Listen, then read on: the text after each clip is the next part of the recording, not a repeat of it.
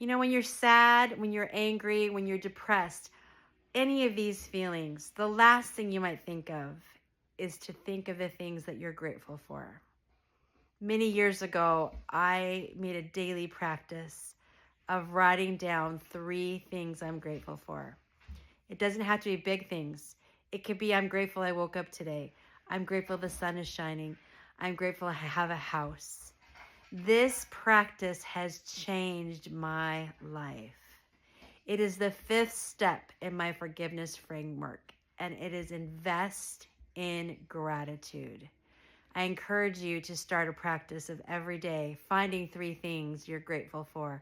Write it down, share it on social media, share it with a friend, share it in a journal. Just share it. I have a 60-second habit that quietly changed my faith. Every morning before my feet hit the ground, I list 3 things I'm grateful for. Not in my head, out loud. I say, thank you, God, for, thank you, God, for, thank you, God, for. Sometimes it's profound. Other times it's simply, thank you, God, for the hot water in my house. But here's what changed. When I started rehearsing what someone did to me in my mind, my mouth was already prepared to say what God was doing for me. Gratitude is a muscle, and muscles grow under load.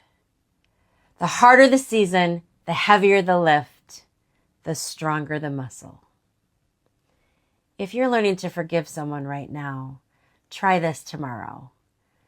60 seconds, 3 things, out loud. Your faith will thank you. Subscribe and follow along my forgiveness framework, 1 step at a time. When someone tells you just be grateful, I want you to hear me say something first. Feel the hurt first. Acknowledge that the hard thing hurt. In my book, Unwrapping Forgiveness, step 1 is feel the hurt. Step 5 is invest in gratitude. And I chose that word carefully, invest, because investing costs you something. Real gratitude isn't pretending the wound doesn't sting. Real gratitude is saying this hurt, and I'm still going to look for the good that God is doing. That's not denial. That's trust. God meant it unto good. Genesis 50:20. If someone has ever weaponized, just be grateful against you, I'm so sorry. That wasn't gratitude. That was dismissal. Real gratitude honors the wound and tends to it anyway. If this resonated with you, comment the word seen. Years of forgiving things I thought I could never forgive taught me something I didn't expect.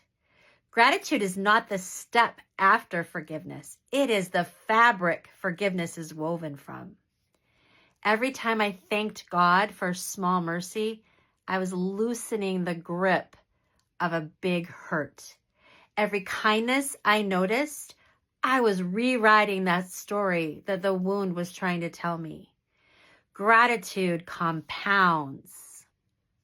A practice you start today will pay out in peace years from now. I know this because I'm years from a season I thought would break me. It didn't. God meant it unto good. If you're just starting out, plant the seeds anyway. The best is yet to come. Subscribe to follow along my forgiveness journey and share this with someone who needs hope today. What if you woke up today with only the things that you thanked God for yesterday? Would you thank Him for your family, for your health, for your home, for your job, for your friends, for your ability to think, to see, to hear, to do all the amazing things that our bodies can do, to use our hands and our feet and our legs to hold us up, to be able to sit without pain? What are the things in your life that you should be expressing gratitude for if you wanted them to be there tomorrow? Sometimes I think about this. I'm Heather Mylan-Mains, and I have made a habit of gratitude. It has changed how I'm able to perceive everything in this world. People come into our lives as blessings. They also come into our lives as lessons, which are also blessings when you choose to see it that way. Subscribe if this message resonates with you as I share about my journey to forgiveness and having gratitude in our lives. I wish you a happy day.